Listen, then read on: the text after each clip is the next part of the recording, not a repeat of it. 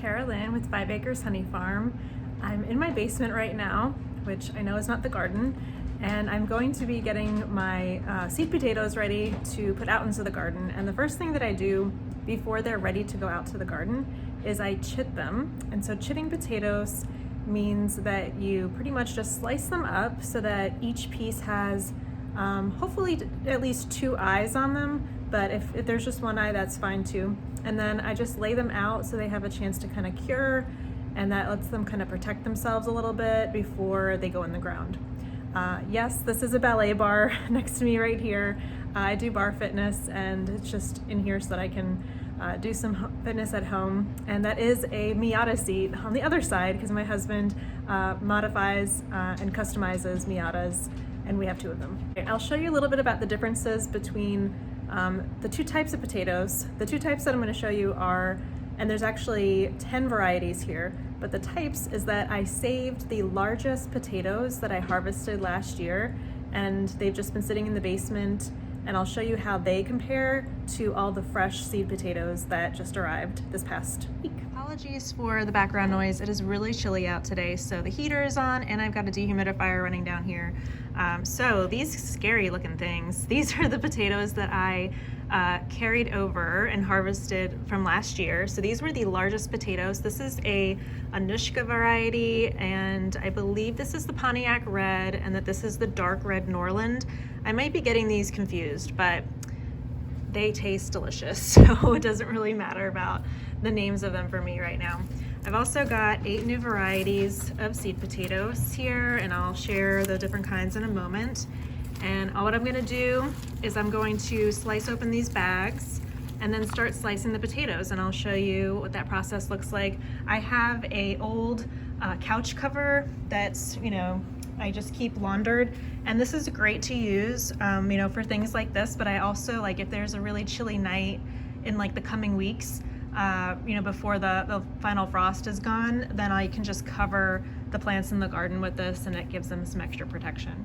All right, so here's one of the potatoes, and this is an eye here. There's another one here, so this is a good side to use.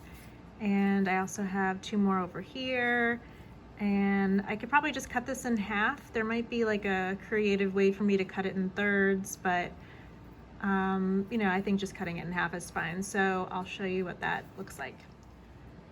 All I did was slice it in half. It seemed like the best way to go. So there's an eye here. Oops, I just dropped that down, but this might be a better one to look at. So the 2 eyes are here, and there's another one actually on this side too. So what I'm gonna do is I'm gonna leave this sitting out here, and the other half of it will sit here, just kind of like, cut side up so that it can kind of cure and dry a little bit. I'm still working on slicing them up. I just want to show you 2 things. Don't feel like this is too small. This is actually going to be perfectly fine and viable. There's multiple eyes on here. Kind of looks like a potato chip. That will be perfectly fine in the garden. So don't feel like you need to do big chunks, means big potatoes. That will still produce well. So on this one, it's super soft here, kind of gross. So don't be afraid at stuff like this, like to cut out the bad area and toss that. So that's what I'm gonna do, is I'll just cut out anything that's kind of rotten and nasty, and I'll keep all these great eyes that are on here for planting. Okay, I finished slicing everything up. I will show you the different varieties and also kind of like what they look like inside. This is a King Edward, and all 8 of these varieties I've never grown before.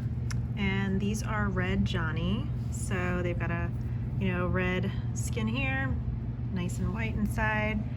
And these are Caribe, and you can kind of see like there wasn't too many eyes on this one, so it's like a big chunk that'll just be one seed.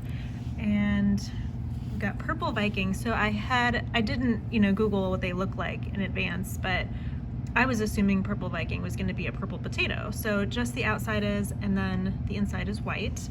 However, the Purple Majesty is this gorgeous purple. This one, I've never grown a purple potato before, so I'm really excited about this. Plus, it's purple because of the high quantity of anthocyanin in it, so it's got that extra nutritional value, which is what I am looking for in growing my own food. And then this is Harlequin Gold.